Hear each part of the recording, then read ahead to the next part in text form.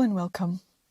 Anyone who's been to Merchant City Yoga on a Sunday knows how much I love catching up with everyone over a cup of my freshly brewed spiced chai. These Sunday chai sessions really bring everyone together. A true celebration of friendship, community and connection. And as these COVID restrictions continue, I want to try and capture some of that magic and share it with you at home. So I've invited some familiar faces from our MCY family to chat with me online over a cuppa.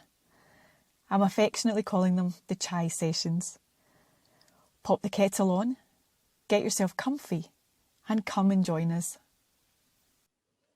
Okay, thank you so much for joining me this afternoon. Before we start to chat, June, I'm just going to, in case there's anybody, I don't imagine there is, but in case there's anybody who doesn't know who you are, just very briefly, June's the owner and course director of CYS Yoga Teacher Training. So that encompasses 3 yoga teacher training programs.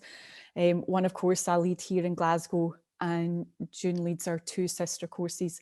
So one in Perth and one down south in Surrey. She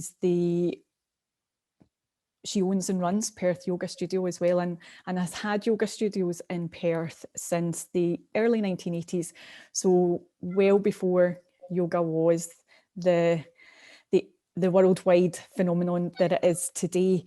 And I know, June, you hate me telling people this, but you've been practicing and teaching yoga since the 1970s, which, like I say, I know you don't like me mentioning, but for me is hugely inspirational. So I don't mind you mentioning it. I thought it would be fun for people to hear some of your story, some of your yoga story. So the first thing I thought to ask was, what brought you to yoga? How did you get into yoga in the first place? Okay, so I went on a Club Mediterranean holiday to Corfu, Ipsos and Corfu, in 1972. So it is nearly 50 years since I did my first yoga class, and I'm quite happy to say that. So we went to this Club Med, and I remember going in. You had to exchange money for beads, and there was no such thing. It was all very hippy dippy in those days. It was quite cool. I thought it was quite cool. And you had to go into the office to exchange your money and get your beads if you wanted a drink or a coffee or anything. And all your it was very sporty, very sort of run by French. It was run by French people, and it was a very sporty, and so you could do all sorts of sporting things, all included basically. And so when I was in the office exchanging my money for beads, I saw this sign that said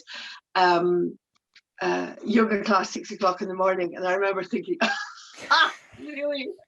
On my holidays, are you mad?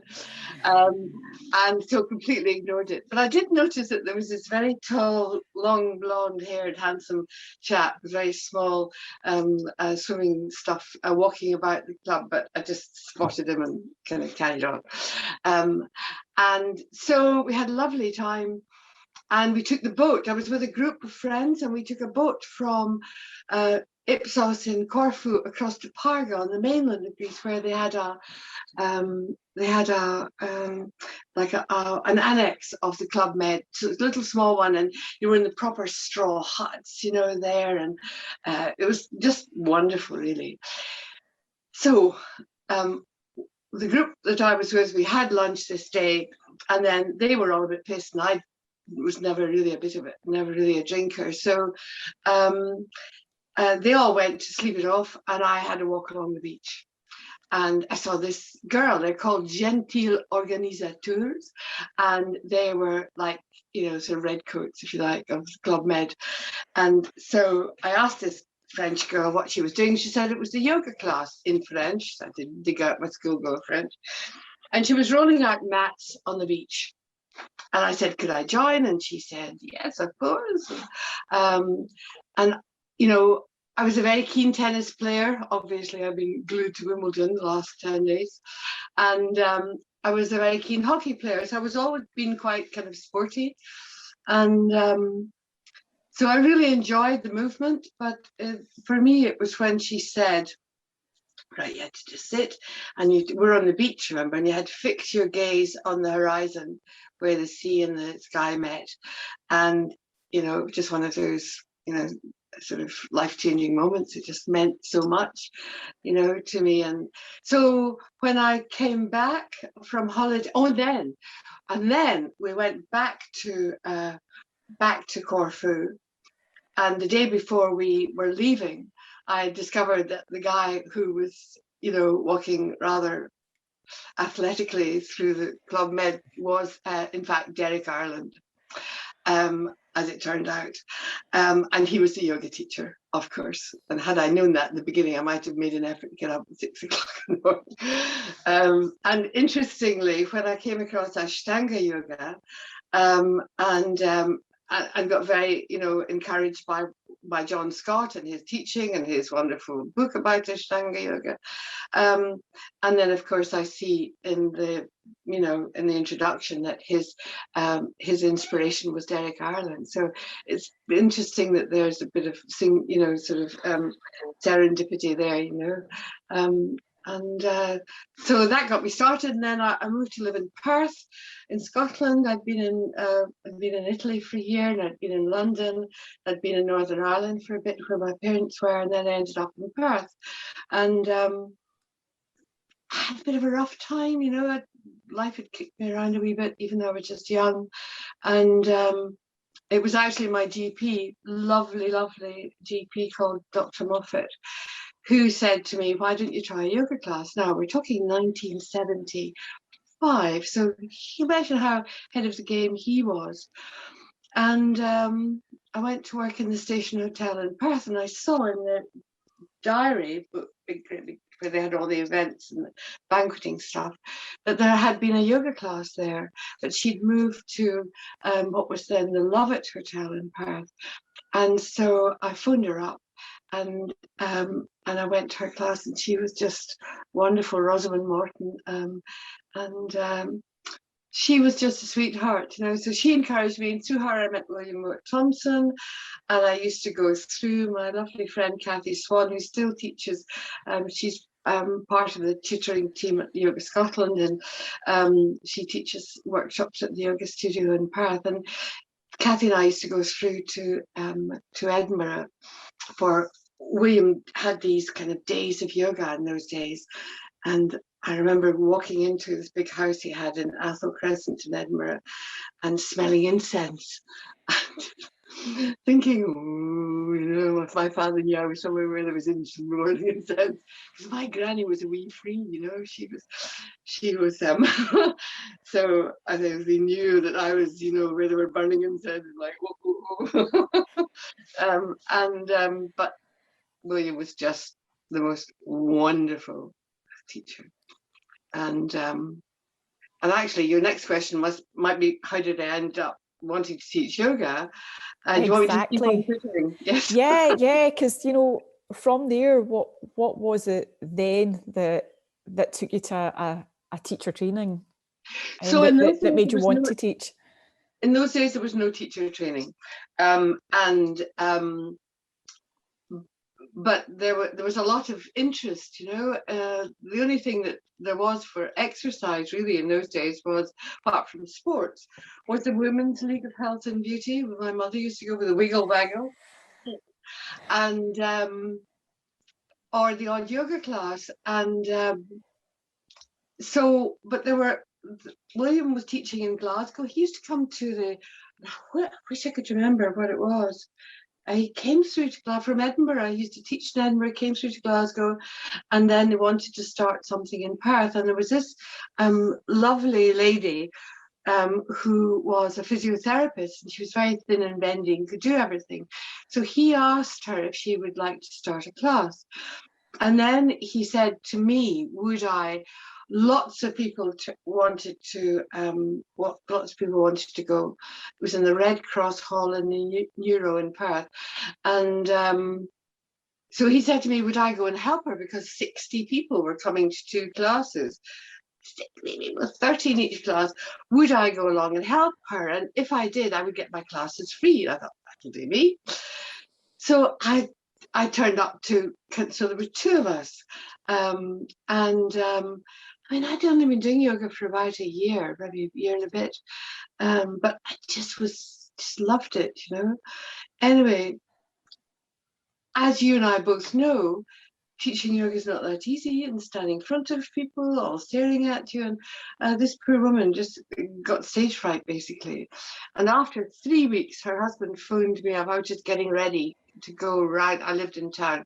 I was just getting ready to walk the 5 minutes to the new road to the hall to help out. And he phoned me 20 minutes before the first class started, and he said, you'll have to take the class. I said, I can't teach a class, I'm only keen. And he said, well, you have to do it because she can't go. So I thought, so I took my mat and I went round to the Red Cross Hall, and there was a stage. So I was up on this stage, and first class, 30 people all staring at me. And so the only thing that got me through, and this is what I say to the students as well, as you know, the only thing that got me through was my enthusiasm for yoga. And, you know, if you only have that, that will take you through. And then in the second, I got through the first class, and another 30 people were clamoring to get in for the second class. And in amongst them was a hugely pregnant woman. I wasn't married, didn't have any children. I had no idea what being a pregnant woman was all about. And I thought, good grief, what am I going to do with a pregnant woman in the yoga class? And however, her name was Carol Houston, lovely Carol Houston, and she was a nurse and knew what she was doing. So she said, it's okay, I know what I'm doing, I'll be fine. She survived, and you survived as well. Anyway, so and then William was just about to start the first ever yoga teacher training in Scotland in 1976.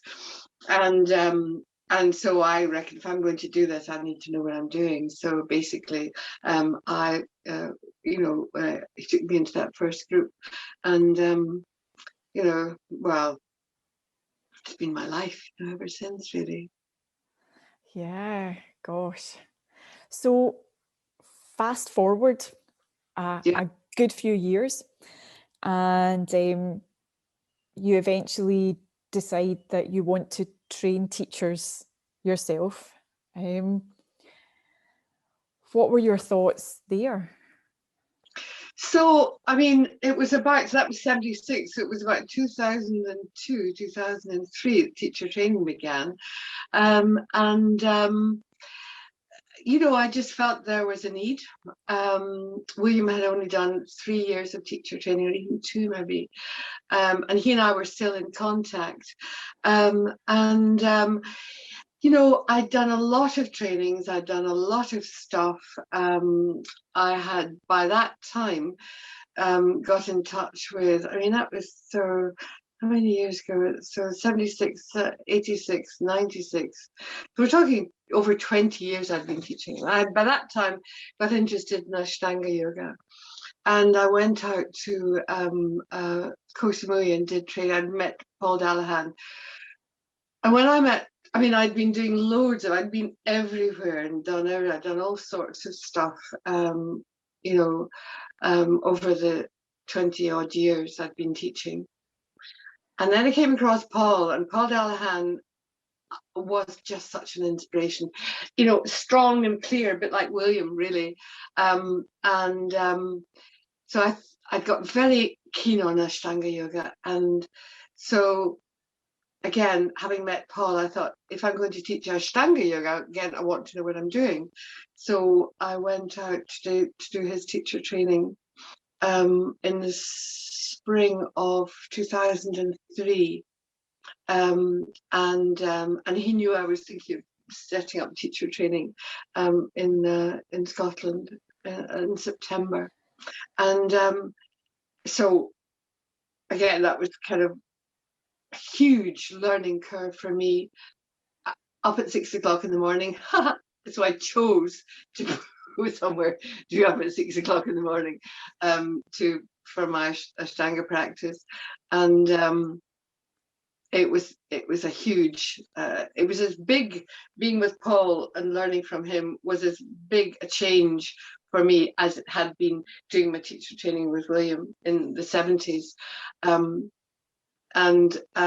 I came back from Koh Samui empowered, if you like. And because I know that Ashtanga yoga is a very empowering thing to do, I think that's why it's our base practice, as you know, it's our base practice on the teacher training. We're not saying to our students, you have to teach Ashtanga, but what we're saying is, here is your base practice, which is going to allow you to then teach in whichever way you choose. But of course, we're always very pleased when people, our students, want to teach Ashtanga, because you know, it's just such a good foundation for whatever way you want to teach, really. Yeah, so when you say it was just as big a deal, because I'm interested, we'll take a wee diversion here to talk about Ashtanga, because I'm really interested. You'd been practicing and teaching for such a long time before you found Ashtanga, and to then kind of take it on so wholeheartedly as well. Like, what was it about it? What had you found?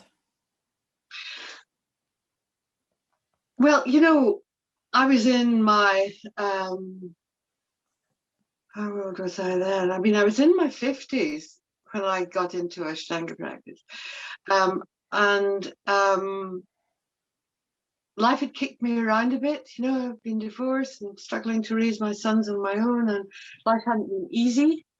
And you know, when life kicks you around a bit, you lose your confidence. It's easy, you know, and it happens to lots of us at different times in our lives. But honestly, the strength that I felt in my body affected me psychologically, and I think it was a turning point for me, really, you know. And so, you know, I loved it because I was always quite sort of physically active. So it kind of just resonated with me, really, you know. And then, of course, went out to Mysore in 2004 and had 5 weeks with Patabi Joyce. And, you know, I just loved that too. And again, it was all just reinforcing everything I'd learned from Paul. And I was finding in my own practice, really. Yeah. So coming back to the teacher training, so training teachers since 2003, which even to me feels like yesterday or last year. Quite a number of years ago now. So what are your thoughts on kind of how the world of yoga has changed over those years, and the world of teaching yoga, how that's changed over those kind of intervening years? Well, if we go back to when I was just training to be a yoga teacher, because I was, you know, I was bendy, and now, of course, we understand that being hypermobile, which is what I am in my joints, is not the best thing. You know, but in those days, people thought because you were bendy, this was brilliant, you know, and oh, look at her, she's bending. And they kind of, I used to get sort of plucked out of a room full of 120 people to demonstrate postures because I was the only one in the room who could do it. And I never really was comfortable with that, because for me, and this came from William and way back, you know, yoga is not about what you can do, it's about what kind of a human being am I. You know, it's about the philosophy of it, the psychology of understanding, you know, what's in your head and what can I do to bring harmony and balance into my life. But in those days, it was all about, no, look at her, she can do this. I mean, I can remember doing shalabhasana, you know, so, but the full thing. So I've got my arms here and I was able to raise my legs straight up into locust posture, to have my legs vertical, to bend my knees and drop my feet onto top of my head. And I was absolutely fine.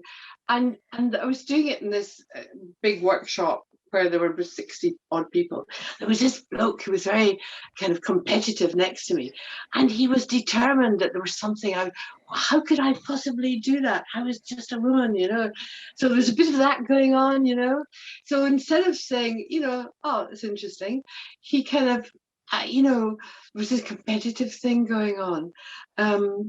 And so in those days, it was about, being bendy and, I used to go away to retreats, and there was, in those days, women who went to retreats were usually going away to run away from their bad marriage and have a bit of a carry on with any male teacher who might be up for it. There was so there was a lot of that going on, and I never felt that was right. And so that was then, and I think now there are a lot more. There's a lot better teachers, and I honestly think that a lot of that comes from Ashtanga. I think there's more purity of teaching, because it's harder, because you can't just go away to a yoga weekend for a faff about. That's the way it used to be. Used to be a bit, and I mean, I suppose one of the reasons that I got into the teacher training, and also I'm so strong about what we're doing, is because I saw an awful lot of nonsense in years gone by, and I think that yoga is far too important and too valuable for us as individuals and for our communities and our society. I think it's too valuable to be in the hands of people who are not doing it right. So we're trying to do it right, as you know, and I know, so that there are more good yoga teachers out there doing it for the right reasons. So although the downside of it being so popular is it's about your your leggings, there can be that, but I think overall there's a lot of good teaching out there, and I like to think that we're at Classical Yoga School, we're responsible for a lot of that, and I know we are, because I know how good the teachers are and all the wonderful stuff they're doing. And I do think it's and of course we health and education, as you know, we get a lot of health professionals and educational professionals coming into our teacher training courses, and that's important because that's where it needs to be, too, and Yeah. Yeah. So I think that's about our time now. Okay. And yeah, I mean, I am in no doubt that I wouldn't be where I am without you and your teaching, and I'm pretty sure a lot of folk feel the same about where they are.